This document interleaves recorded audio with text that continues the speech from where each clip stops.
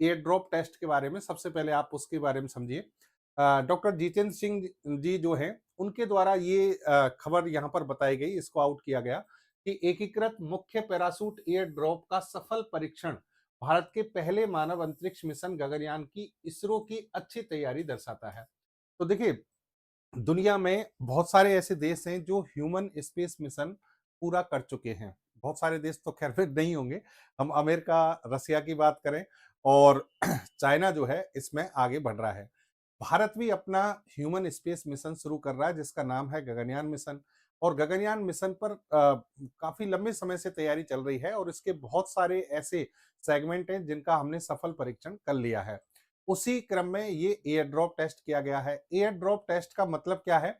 यहाँ जो हमारे एस्ट्रोनॉट यहाँ से जाएंगे, यानी गगनयान मिशन में जो हम 4 अंतरिक्ष यात्रियों को भेजने का प्लान बना रहे हैं, उनकी सुरक्षित वापसी के लिए हमें पूरी तैयारियां करनी है। क्योंकि ह्यूमन मिशन में देखिए, सबसे बड़ी जो सेंसिटिव जो पार्ट होता है उसका, संवेदनशील जो पार्ट होता है वो है कि आप अपने अंतरिक्ष यात्रियों को भेज तो दोगे, आप ऑलरेडी क्या करते हैं, रॉकेट स्पेसक्राफ्ट का यूज करते हैं तो बहुत सारे सैटेलाइट भेजते हैं। सैटेलाइट भेज तो सकते हैं हम, लेकिन उसे वापस लाने का मतलब हो गया आपके पास में रीयूजेबल रॉकेट होने चाहिए। तो रीयूजेबल रॉकेट का पहली बार भारत उपयोग करेगा और अपने अंतरिक्ष यात्रियों की वापसी के लिए प्रयास करेगा। उसी क्रम में ये परीक्षण जो है किया गया है। अच्छा, इस परीक्षण में क्या-क्या चीज़ें हम देखेंगे, यहाँ पर आपको एग्ज़ाम के लिहाज से क्या-क्या चीज़ें याद रखनी है। एक तो आईएमएटी टेस्ट होता क्या है? फिर इसका उद्देश्य क्या है? कार्यप्रणाली क्या है? और इसमें चुनौतियाँ क्या-क्या हो सकती हैं? तो सबसे पहले आईएमएटी परीक्षण क्या है? तो परीक्षण आप समझ गए होंगे कि इसमें इस टेस्ट में हमें हमें क्या परखना था कि अंतरिक्ष यात्रियों की वापसी के लिए जो हम सोच रहे हैं, उसके अकॉर्डिंग हमने क्या किया, एक डमी यहाँ पर स्पेसक्राफ्ट टाइप बनाया, जैसे कि इसमें अंतरिक्ष यात्री जाएंगे उसी प्रकार का, और उसे पैरासूट जैसे उसको एक कह सकते हैं कि जितनी भी चुनौतियां हो सकती हैं उन सभी चुनौतियों को परखने के लिए हमने रॉकेट के माध्यम से इसे स्पेस में भेजा मान लो। और फिर वहां से जब इसको वापस लाने की बात है तो कुछ ऊंचाई पर ले जाएं, तो वहां से इसको वापस कैसे लाएं, तो ये सारी चीजें यहाँ पर परखी गई हैं। जब अंतरिक्ष यात्री अंतरिक्ष से वापस पृथ्वी के वायुमंडल में प्रवेश करेंगे तो उनकी लैंडिंग की गति को नियंत्रित करने के लिए पैरासूट का सही समय पर और सही तरीके से खुलना अनिवार्य है। यानी एक पैरासूट के माध्यम से इस स्पेसक्राफ्ट को पृथ्वी पर वापस लाया जाएगा। अब पृथ्वी पर जब इसको वापस ला रहे होंगे तो ऑब्वियस सी बात है कि ग्रेविटी फोर्स जो है इसको नीचे की ओर खींचेगा, तो इसकी स्पीड बहुत ज्यादा बढ़ेगी। तो उस समय हमें स्पीड को नियंत्रित करना है और इसको समुद्र में जहां भी हम उतारना चाहते हैं वहां एक कंट्रोल स्पीड के साथ कैसे उतारें, इस पर यह परीक्षण किया गया। इसमें एक वास्तविक आकार का पैराशूट प्रणाली को ऊंचाई से गिराया गया, यानी ये जो पैराशूट सिस्टम था उसके साथ में ये लगा हुआ था, डमी एक जो मॉडल है वो लगाया और उसको एक वास्तविक ऊंचाई या फिर हम कहें एक ज्यादा ऊंचाई से इसको गिराया गया और फिर इसकी स्पीड को कंट्रोल करके देखा गया कि हम सुरक्षित ला पाते हैं या नहीं। परीक्षण के दौरान जानबूझकर विपरीत परिस्थितियां जैसे पैराशूट का देर से खुलना पैदा की गई ताकि ये देखा जा सके कि सिस्टम आपात स्थिति में काम करेगा या नहीं करेगा। यानी देखिए, हर छोटे से छोटे पॉइंट पर ध्यान दिया जा रहा है कि पैराशूट अगर आपके अकॉर्डिंग टाइम पर खुल जाता है तो बहुत अच्छी बात है, लेकिन अगर मान लीजिए नहीं खुलता है तो उस स्थिति में ये जो सिस्टम है वो कैसे काम करेगा, क्या हमारे अंतरिक्ष यात्रियों को सुरक्षित बचा पाएगा या नहीं, ऐसी सिचुएशन भी पैदा करके इस परीक्षण को किया गया। गगनयान मिशन के बारे में कुछ चीजें आपको याद रहनी चाहिए, पता होनी चाहिए। यहाँ पर हम अंतरिक्ष यात्रियों को पहली बार भेज रहे हैं, भारत का पहला मिशन है। ये कौन सी ऑर्बिट में जाएगा? एलईओ, ऑब्वियस सी बात है, लो अर्थ ऑर्बिट में ही ये जैसे कि इंटरनेशनल स्पेस स्टेशन है वो भी क्या है, लो अर्थ ऑर्बिट में है। दुनिया के जितने भी ये इस प्रकार के जो भारी भरकम सैटेलाइट्स जो होते हैं वो सब इसी में होते हैं। लो अर्थ ऑर्बिट जनरली 160 किलोमीटर से लेकर 2000 किलोमीटर तक मानी जाती है। अब इसमें 400 किलोमीटर के आसपास हम गगनयान मिशन जो है उसको स्थापित करेंगे। ह्यूमन मिशन हमारा यहाँ पर जाएगा। इसकी अवधि रहेगी लगभग 3 दिन और लॉन्च कब तक होने जा रहा है? वर्ष 2027 की पहली तिमाही तक ये संभावित है। ऐसा करने वाला भारत दुनिया का चौथा देश बनेगा। कौन सा देश? चौथा। पहला कौन है? यूएसए, रसिया, चाइना, ये 3 देश हैं जो ह्यूमन स्पेस मिशन भेज चुके हैं। चौथा देश भारत बनने जा रहा है। तो ये बहुत बड़ा अचीवमेंट है भारत के लिहाज से। अब जो हमारा गगनयान मिशन है, उसकी जो संरचना है उस पर थोड़ा सा ध्यान दीजिए। देखिए, भारत के पास में रॉकेट ऑलरेडी हैं। रॉकेट जैसे कि हमारा पहला रॉकेट था SLV-3। SLV-3 doctor APJ Abdul Kalam के नेतृत्व में 1979 में हमने बनाया था। हालांकि इसकी पहली उड़ान असफल रही, फिर 1980 में इसकी पहली उड़ान सफल रही। ठीक है। उसके बाद हमने इसका एक एडवांस वर्जन बनाया, ASLV, augmented satellite launch vehicle. यहाँ पर सैटेलाइट लॉन्च व्हीकल थर्ड था, ये ऑगमेंटेड सैटेलाइट लॉन्च व्हीकल। ठीक है। और इससे हमने रोहिणी सीरीज के सैटेलाइट भेजे थे, और इससे हमने स्ट्रेच रोहिणी सीरीज यानी स्रोस, ये पेपर में पूछा गया है तो याद रख लेना, स्रोस सीरीज के सैटेलाइट हमने इससे भेजे थे। SLV-3 जो है उससे रोहिणी सीरीज के सैटेलाइट भेजे थे। 4-4 सैटेलाइट भेजे, जिनमें से 2 सफल 2 असफल रहे। फिर 1993 में भारत ने PSLV बनाया, थर्ड जनरेशन लॉन्च व्हीकल। अगर आपसे पूछा जाए तो भारत का कौन सा है PSLV, polar satellite launch vehicle. Polar satellite launch vehicle की भी पहली उड़ान हमारी असफल रही थी। फिर 1994 में इसकी पहली उड़ान सफल हुई, और उसके बाद तो फिर PSLV ने इतिहास रच दिया। लगातार 39 सफल उड़ानें करने का इसका विश्व रिकॉर्ड है। ठीक है। PSLV में एक और चीज खास थी कि हमने पहली बार लिक्विड फ्यूल का भी उपयोग किया था। SLV-3 ASLV जो हमारे थे वो सॉलिड फ्यूल पर आधारित रॉकेट थे, लेकिन यहाँ पर हमने लिक्विड फ्यूल का उपयोग किया।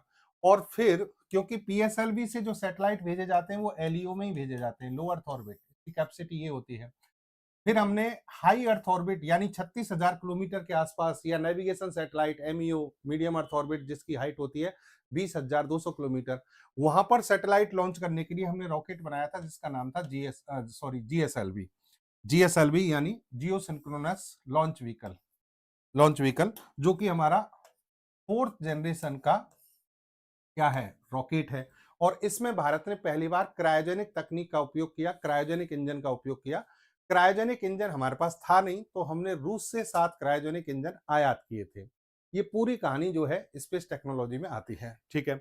GSLV के हमने 3 वर्जन बनाए। जैसे PSLV के भी 3 वर्जन काम करते हैं, PSLV core alone version, PSLV standard version, PSLV extra large version. इसी तरीके से GSLV के भी 3 संस्करण विकसित किए गए हैं, GSLV mark 1, GSLV mark 2, GSLV mark 3। GSLV mark 1 वो पार्ट है या वो संस्करण है जिसमें रूस से आयातित क्रायोजेनिक इंजनों का उपयोग किया गया था।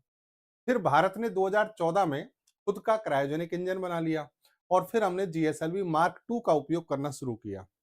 लेकिन GSLV मार्क 2 की जो हाईएस्ट पेलोड कैपेसिटी थी, यानी कितना वजन उठाने की क्षमता, कितना वजन उठाकर ले जा सकता है कोई भी रॉकेट, वो थी 2 टन। लेकिन इंटरनेशनल लेवल के अकॉर्डिंग पेलोड कैपेसिटी 4 टन तक होनी चाहिए। तो हमने GSLV का एक बहुत एडवांस वर्जन बनाया, शक्तिशाली वर्जन बनाया, और वो भारत का सबसे शक्तिशाली, भारी भरकम और सबसे बड़ा रॉकेट है, जिसे हम कहते हैं GSLV मार्क 3।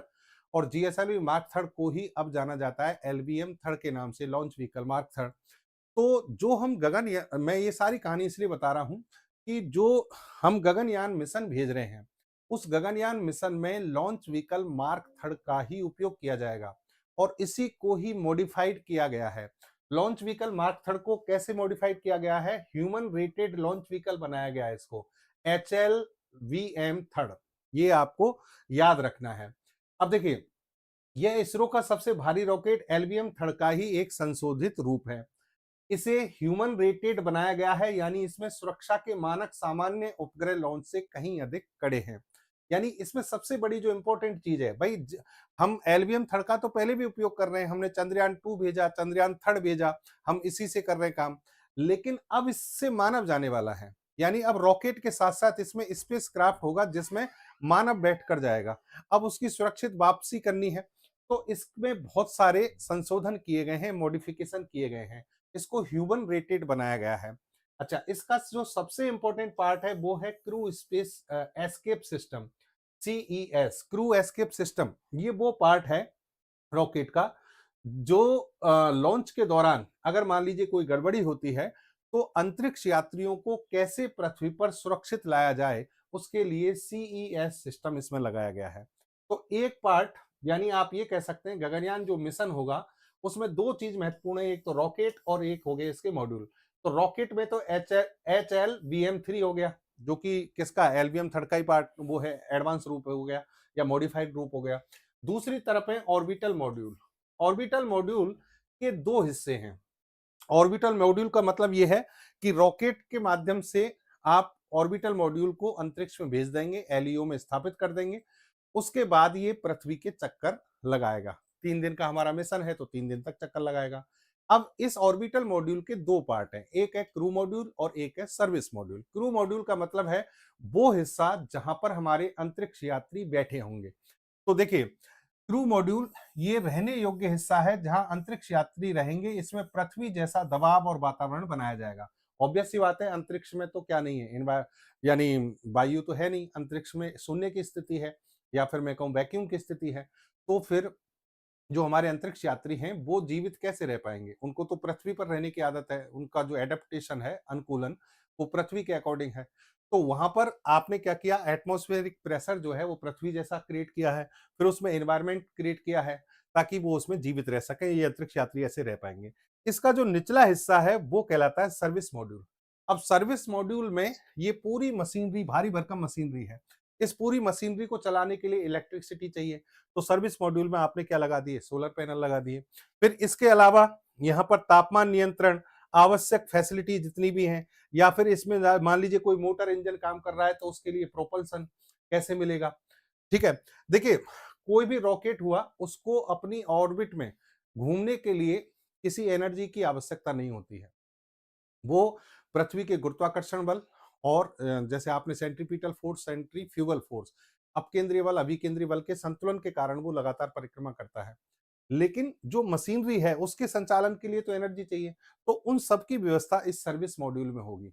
तो ये इस तरीके से स्ट्रक्चर है गगनयान मिशन का। गगन यात्री जो जाएंगे, जिनको गगन यात्री कहा गया है, 4 एस्ट्रोनॉट जो सेलेक्ट किए गए, 27 फरवरी 2024 को भारत के प्रधानमंत्री जी जो हैं उनके द्वारा इनको अंतरिक्ष यात्री पंख यानी एस्ट्रोनॉट विंग प्रदान किए गए थे। ये 4 यात्री आपके सामने हैं। ये चारों यात्री जो हैं इनका कुछ परिचय मैं आपको बता दूं। प्रशांत बालकृष्णन नायर, ये ग्रुप कैप्टन है, ठीक है, विशेष भूमिका कमांडर के रूप में। अजीत कृष्णन जो हैं ये भी ग्रुप कैप्टन हैं और ये बैकअप मिशन विशेषज्ञ हैं। और फिर अंगद प्रताप और शुभांशु शुक्ला। शुभांशु शुक्ला का नाम तो आप सभी जानते ही हैं। ये चारों जो पायलट हैं, यानी चारों जो अंतरिक्ष यात्री हैं, इनकी तैयारियां कैसे की गई हैं वो समझिए आप। ये टेस्ट पायलट हैं, ये चारों भारतीय वायुसेना के aircraft and system testing establishment AST Bengaluru से जुड़े रहे हैं।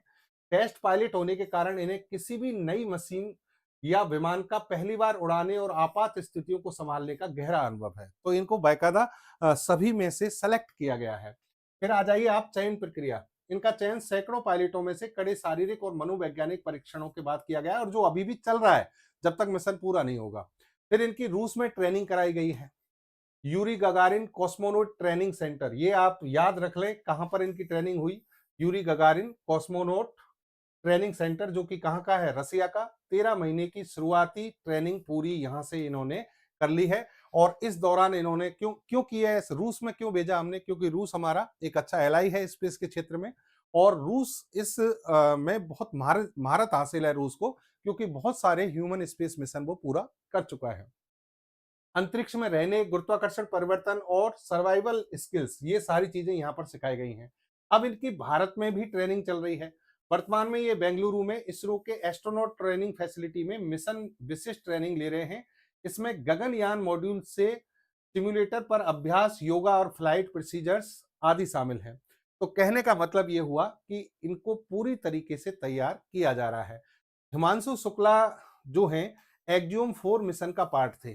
एक्जियोम 4 मिशन जो कि अमेरिका की एक प्राइवेट कंपनी है और भारत की अंतरिक्ष एजेंसी इसरो के सहयोग से कुछ समय पहले किया गया था और उस पर हमने एक सेशन भी किया था, आप चाहें तो चैनल पर देख सकते हैं।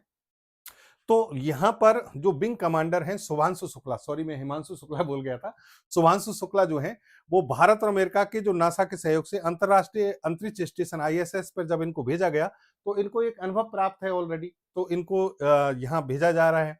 साथ में देखिए यहाँ एक और चीज याद रखना पेपर के लिहाज से कि अगर शुभांशु शुक्ला जो है इसमें कहीं कोई असफल रहते तो इसमें बैकअप के तौर पर कौन सा व्यक्ति था, ग्रुप कैप्टन प्रशांत नायर, इनको तैयार किया गया था। ठीक है, तो खबर आज की मैं उम्मीद करता हूँ कि आपको सेशन समझ में आया होगा, कोशिश की है और रेगुलर हम आपसे जुड़े रहेंगे एनवायरनमेंट इकोलॉजी और साइंस एंड टेक्नोलॉजी। हालाँकि धन्यवाद, जय हिंद, जय भारत, फिर मिलते हैं।